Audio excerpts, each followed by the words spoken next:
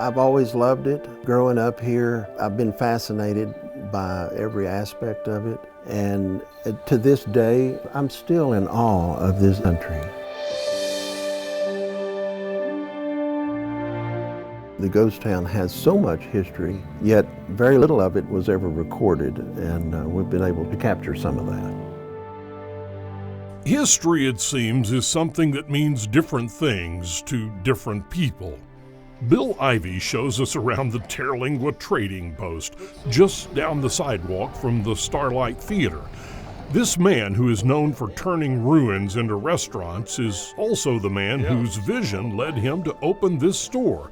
Part gift shop, bookshop, jewelry store, and part museum.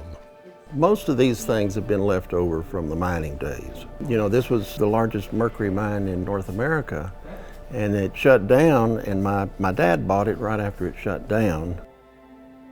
You know, t-shirts are still one of our big sellers here. Everyone wants to take home a little piece of Terlingua, so that's a good way to do it. Bill Ivey's always been one to think outside the box and outside the borders. It is a land that blurs the line between imagination and reality. It takes a keen eye to locate the huge green mounds and rising smoke that identifies this as a wax camp. Now, by my calculations, and I may be off a little bit, we spent some time with you about 27, gosh, it's going to be almost 28 years ago. You ended up in Mexico looking at an authentic Candelilla wax camp in one of the most remote areas of Mexico.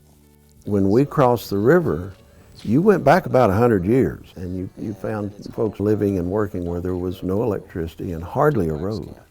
And if you'll remember, it wasn't easy to get in there. The way Bill sees it, well, this is all just part of his backyard when he was growing up. We still call this the last frontier, and I'll never forget my mom. Every time I'd leave the house, because we'd ride burros and we'd go out doing stuff, and we'd swim in the Rio Grande, and you know, we're doing everything that young boys want to do. And the last words out of the house, she'd say, "Now don't get hurt, it's 100 miles to the doctor."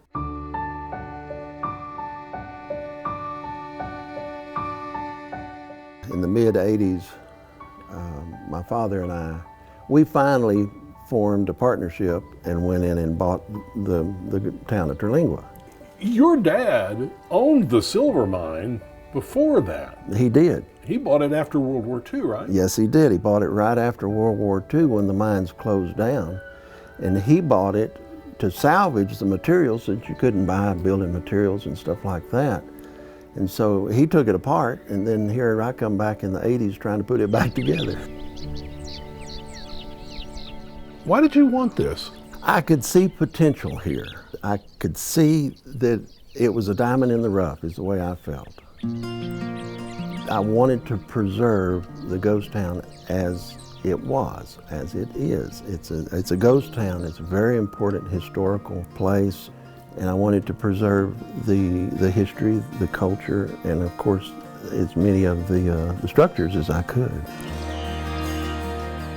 We've put a lot of buildings back together. Where we're sitting right now, here at the old mansion, it didn't have a roof, it was falling down. And literally, it was to the point it was just going to become rubble if somebody didn't do anything. And our very first project when we bought the ghost town was to replace the front wall of the church, because the whole roof was about to fall in. So it's been how many years? 30-something years since I've had the ghost town. So it's taken a long time, but little by little and building by building, we've been able to save and preserve those buildings.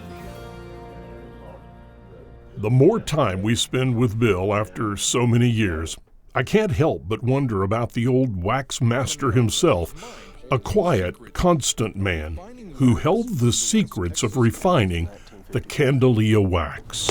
An unremarkable gray building down a side alley in Alpine, Texas is not exactly the place where you would expect to find a one-of-a-kind treasure. But this is exactly where you'll find the only Candelilla wax refinery in the land and the only wax master in the country. It's the work that Manuel is known for most of his life, and he's very good at it. That's why he's a wax master. Bill, whatever happened to Manuel, the wax master? You know, He made wax for me until the day he died. Strong as an ox until the day he died. And he died at a ripe old age, too. To experience a landscape so vast it seems to stretch on forever, you have to come to the West Texas desert. This place they call Terlingua, embraced long ago by 3 generations of one family, is a national treasure, rebuilt from the ruins of another life. This enormously popular destination evolved thanks to a visionary named Bill Ivey, the man we followed to the old primitive wax camps in Mexico almost 30 years ago. Now, together with Zane, the Iveys have made a profound impact on an environment that is as brutal as it is beautiful. This place will be here until the walls fall down. It'll be here for a long time. Every time I look at these mountains, I don't have a big reason to leave. It would be money. I could have made a lot more money somewhere else. But what money I've made, I got to do it the way I wanted.